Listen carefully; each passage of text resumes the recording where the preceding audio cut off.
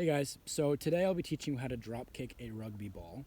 And what that entails is that when you take a rugby ball to do a conversion or to start the game off or to restart the game after you score, you need to drop the ball, have it hit the ground, and then you have to kick it. Now, it sounds complicated, and it is, but I've broken it down into a couple steps for you to see if we can try and get you to learn how to do it. Now, just like before you do any kind of sport or any kind of practice, it's always important to start with a warm-up.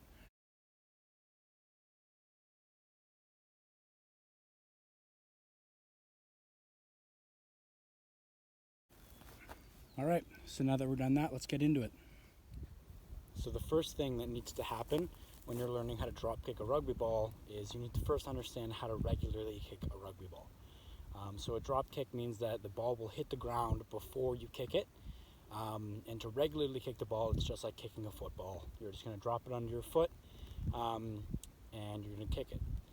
So kicking a rugby ball is a little bit different than kicking a football because you need to make sure you're kicking it in the right spot.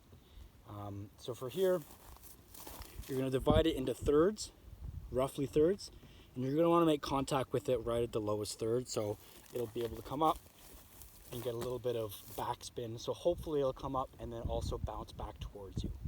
So when you're doing it here, you don't really need to worry about your steps towards the ball. More you just need to worry about your leg is straight, your toe is pointed, and you just try to take as few steps as you can. So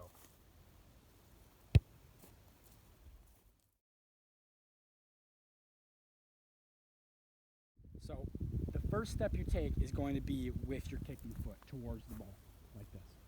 Now, this is going to allow your planting foot to get into the position that it needs to be beside the ball. Now, like I said, you're going to take a diagonal at the ball, so you're going to practice just 1, 2, and there you go. See, my foot ends up right where it should be. Now, that's all you really need to worry about for your planting foot.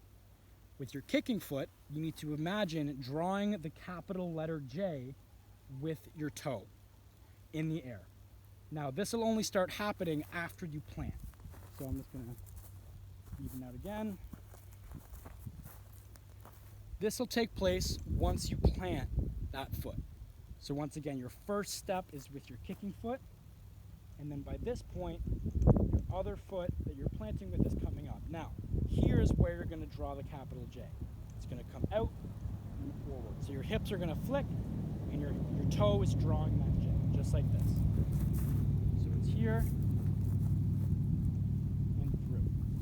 So it's a little bit of a shallow J, but the motion is still the same. So your toe is coming here, and it's flicking towards where you want the kick to go.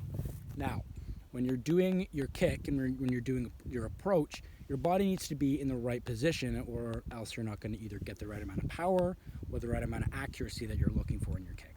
Our chest needs to be over top of our leg. So it should go like our heel and our toe and our foot needs to be planted. All of our weight will be there. So that also means that our chest needs to be over our foot. If it's too far over, like I said, that won't work.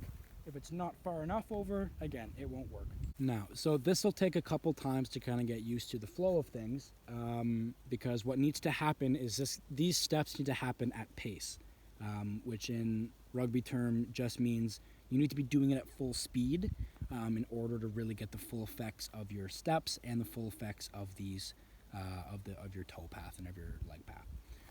So just practice that a couple times. I'll show you what it should look like. And it's important to remember too the whole time that if you are trying to kick the rugby ball and then you mess up, always restart your steps, because if you start at the right place, it'll be a lot easier to get to the right place at the end. So